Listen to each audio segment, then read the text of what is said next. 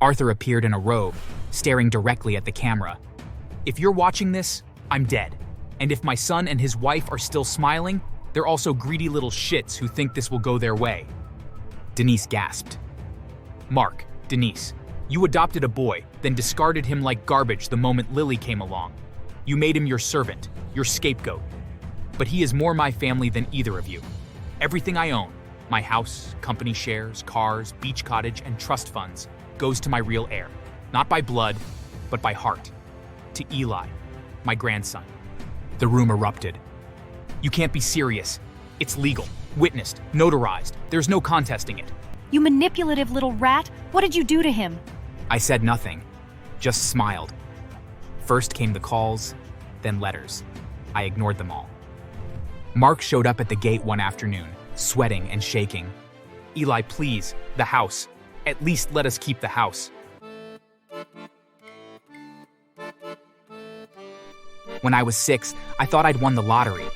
A nice couple from the suburbs adopted me after I spent my early years in a foster home that smelled like mildew and despair. Mark and Denise Miller had wide smiles, granite countertops, and a grandfather named Arthur who smelled of cigars and mint. For a while, I felt chosen. But everything changed when they had Lily. Denise had barely looked at me since she gave birth. Mark was the same. The hugs stopped. The "how was school?" questions dried up. I became a background prop in my own life. They told me I wasn't allowed to touch Lily. You're dirty, Denise said. You came from who knows where. Stay out of her room. At 7, I was doing laundry, cleaning their bathroom, and vacuuming while Lily napped. If she cried, I got blamed. He's too loud, Mark said, even if I was reading in silence. Once, Grandpa Arthur walked in while I was scrubbing the kitchen floor on my knees.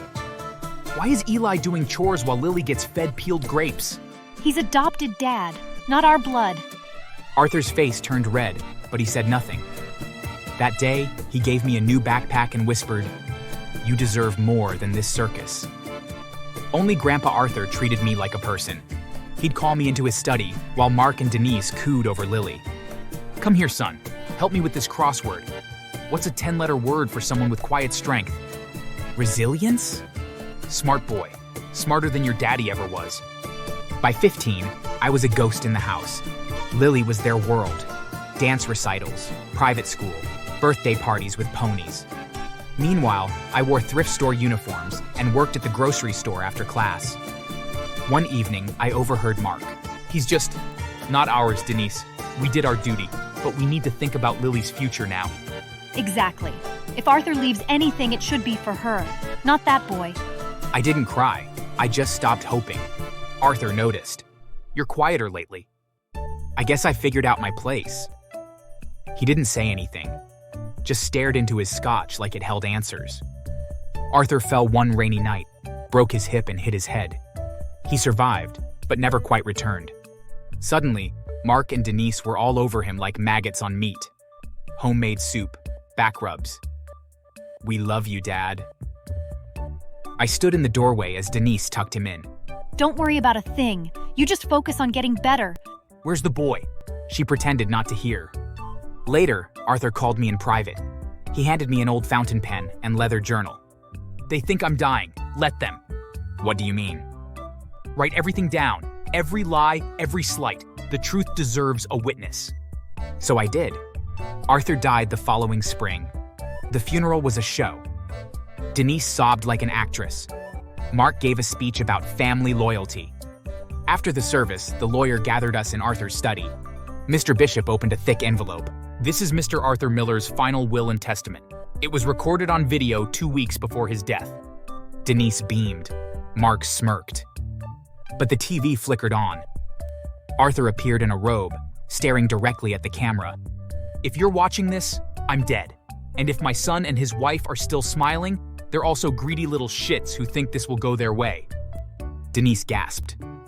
Mark, Denise, you adopted a boy, then discarded him like garbage the moment Lily came along. You made him your servant, your scapegoat. But he is more my family than either of you. Everything I own, my house, company shares, cars, beach cottage, and trust funds, goes to my real heir. Not by blood, but by heart. To Eli, my grandson. The room erupted. You can't be serious. It's legal, witnessed, notarized. There's no contesting it. You manipulative little rat. What did you do to him? I said nothing, just smiled. First came the calls, then letters. I ignored them all. Mark showed up at the gate one afternoon, sweating and shaking. Eli, please, the house. At least let us keep the house. You mean the house you made me clean like a servant? The one where you locked me out during storms because I forgot to take out the trash? That was a long time ago. We were stressed. Yeah? So was I, every day. I closed the gate, but they weren't done. 3 months later, my security chief reported strange activity. A new junior accountant, Jamal, had accessed sensitive account directories. We confronted him, and he confessed. Mark offered me $10,000 to tell him where you kept login info or anything they could use to access old safe boxes. I told Cynthia, my lawyer, and we hatched a plan. We placed false digital ledgers inside a dummy safe in my old estate's study, rigged with a low-voltage shock system. Harmless, but enough to knock someone down and scare them stiff. Hidden cameras were installed. 2 nights later, Mark and Denise broke into the estate. They didn't even wear gloves. They rushed to the study, found the safe, and began prying it open. This has to be it. Jamal said he wrote the codes and cash transfers down and kept them here. As Mark cracked it, a sharp buzz rang out, and both of them were thrown backward, screaming as a blue arc lit up the room. The cameras caught everything, them cursing, crawling, then trying to flee, before police surrounded the property. At trial, the DA used the footage and Jamal's testimony to bury them. Charges: conspiracy to commit fraud, theft, breaking and entering, and bribery. They were sentenced to 5 years in prison, each. I renovated the mansion, turned Arthur's study into a library, gave scholarships to foster youth under Arthur's name. I became what Arthur saw in me. Meanwhile, Mark and Denise were stripped of custody. Lily, now 16, was placed with a temporary guardian. She reached out to me. I didn't know what they did to you. I'm sorry, I was just a kid. Please don't leave me alone. I hesitated, then met her at a cafe. She was quiet, thin, eyes puffy from crying. I don't want to be like them. Then don't. A month later, I filed for guardianship of Lily. Despite objections from her parents, who literally shouted during their prison video call, the court ruled in my favor.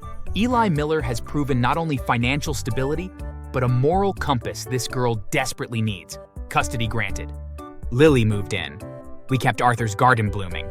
She started public school, joined the theater club, and, eventually, began to smile again. Thanks for watching. Please subscribe.